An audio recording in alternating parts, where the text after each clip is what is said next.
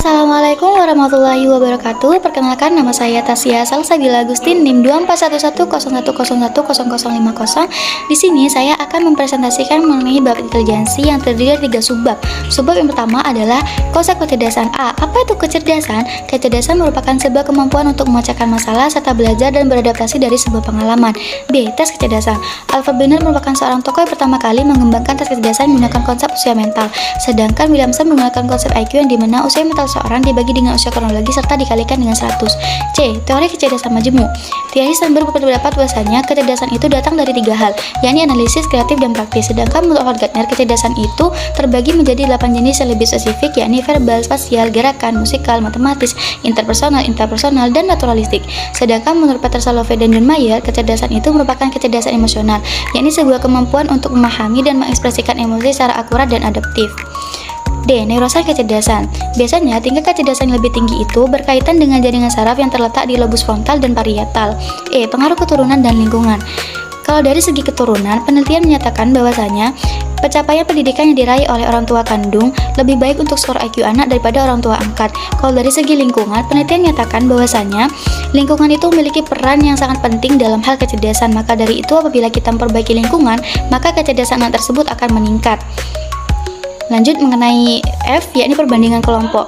Seperti slide yang sudah saya tampilkan, di situ menunjukkan bahwasanya terjadi bias dalam perbandingan kelompok dalam hal pembagian kecerdasan.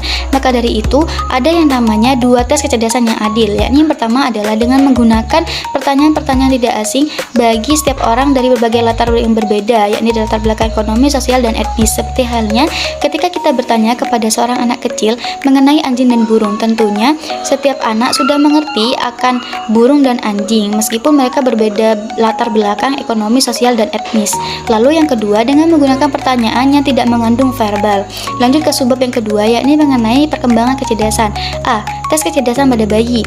Tes kecerdasan pada bayi itu ada 2, yakni yang pertama adalah tes kecerdasan dari Gesell dan yang kedua adalah tes kecerdasan dari Nancy Bailey. B. Stabilitas dan perubahan kecerdasan hingga usia remaja.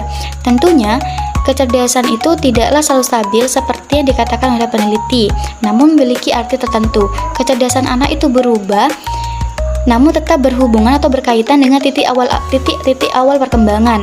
Lanjut subbab yang ketiga, yakni mengenai ekstremitas kecerdasan dan kekreatifan. A. Keterbelakangan mental.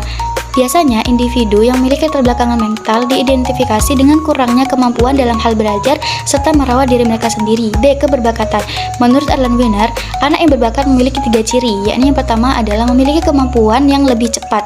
Yang kedua adalah biasanya menemukan penemuan dengan penemuannya sendiri serta memecahkan masalah dengan caranya yang unik. Lalu yang ketiga, yakni memiliki minat yang kuat dan obsesif serta memiliki kemampuan untuk fokus.